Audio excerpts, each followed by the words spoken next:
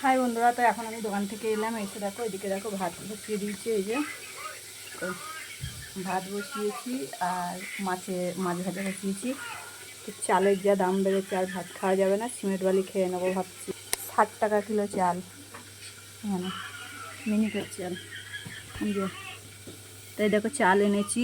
এখানে দেখো আজকে বাজার ভালো যায়নি, সব কিছু পড়ে রয়েছে। এটা আমার ঘরের পুজোর ফুল, এটা হচ্ছে মিষ্টি ঠাকুরের।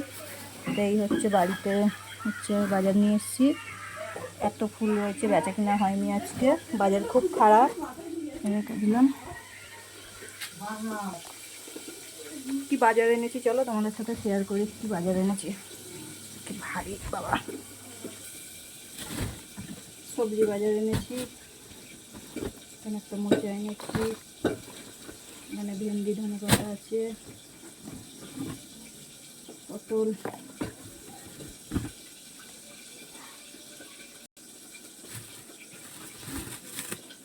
ডাঁটা, কাঁচা কলা, বেগুন, উচ্ছে, আদা, লাল আলু, পেঁয়াজ, লঙ্কা আর আলু।